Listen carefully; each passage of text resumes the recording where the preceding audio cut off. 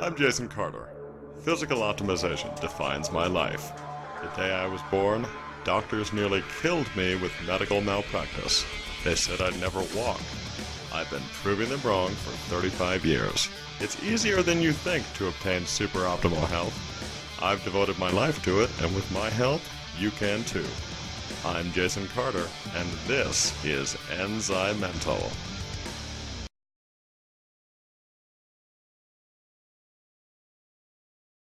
And welcome to ENZYMENTAL. I'm Jason Carter, and today I wanted to tell you about the amino acid carnitine.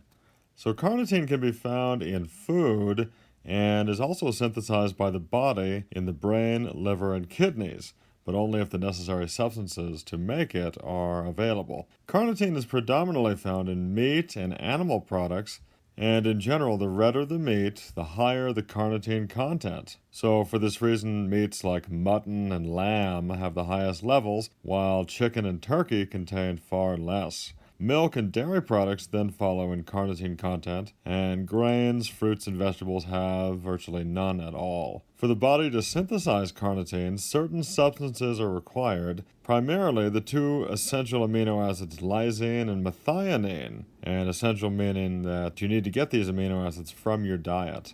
Other supportive nutrients that help with carnitine production include vitamin C, niacin, vitamin B6, and iron. A deficiency in any one of these nutrients impairs carnitine production in the body. So what exactly does carnitine do? Carnitine's most important function is to help produce energy. In the body, it's the transporter for fatty acids into the mitochondria, which again are the energy furnaces of the body cells. I've talked to you about mitochondria quite a few times here. And it's here that the fat that you eat is turned into energy. Most tissues, particularly the heart and skeletal muscles, depend primarily on fatty acid oxidation, otherwise known as fatty acid metabolism, as a source of energy. So the far-reaching impact of carnitine is dramatic and includes not only energy for day-to-day activities, but also for overall health. Simply put, carnitine is one nutrient that allows the body to heal itself and supports optimal health. Carnitine is also beneficial for sports endurance. So during aerobic exercise, fat normally provides approximately 50% of the energy, and during long endurance activities, 80%.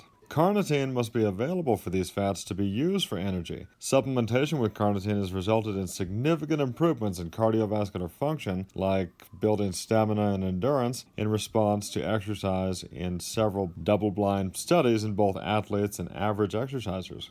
Carnitine is also helpful in slowing the aging process. So like many things, body levels of carnitine decline as we get older, so your cells are not as energized. The more energy cells have available to help them repair and stay healthy, the more slowly they age. The best supported theory for the cause of aging and cell or tissue damage, otherwise known as disease, involves free radicals. We talked about this several times before, but again, these delinquent, unstable compounds, or free radicals, are generated by normal metabolic functions in the body, as well as by exposure to pollutants, bacteria, radiation, and toxic chemicals. Accelerating the aging process is not difficult to do when you consider all these factors, and also the overabundance of free radical generating insults that we're exposed to on a daily basis. And this also includes things like daily stress, cigarette smoke, pesticides, and processed food. So thankfully, carnitine is one nutrient that can help protect the body against these damaging free radicals and thus slow the aging process.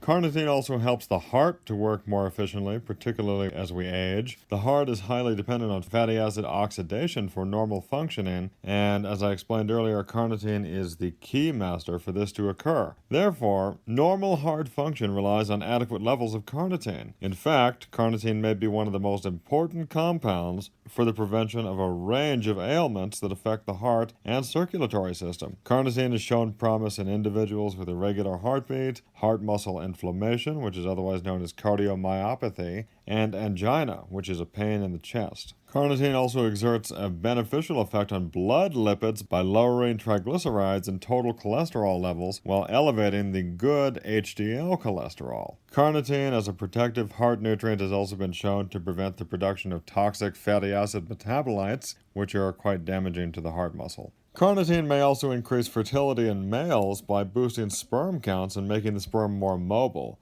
So how much carnitine should you take?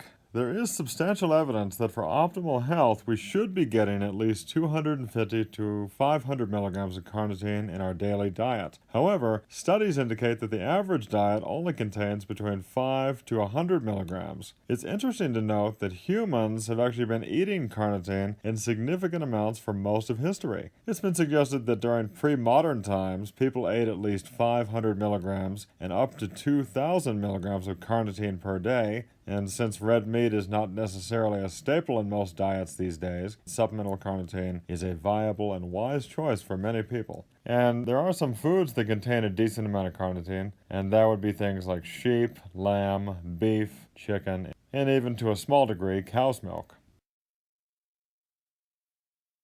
Whether carnitine is an essential nutrient or not has been debated for quite some time. In the early investigations of this nutrient, it was assumed that an individual could synthesize adequate amounts, ingest sufficient amounts through the diet, or meet needs by a combination of both. However, more current research shows that this is not the case for some individuals, and supplementation is necessary to maintain normal energy metabolism, thus making carnitine essential.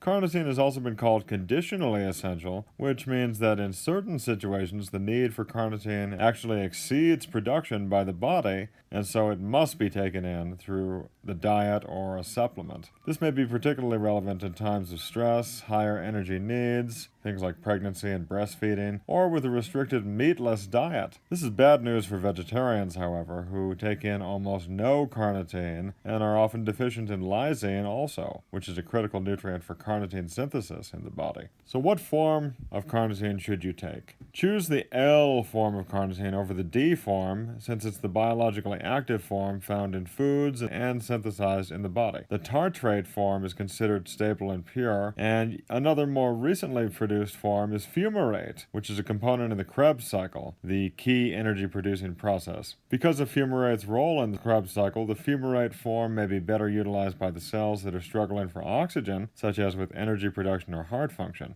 The daily dose of L-carnitine in all its forms is typically between 1,500 and 4,000 milligrams in divided doses. So a good way to start this is to consider beginning with 500 milligrams of L-carnitine per day and continue that for a few days and then gradually increase the total amount by the same dosage every few weeks until your desired results are achieved.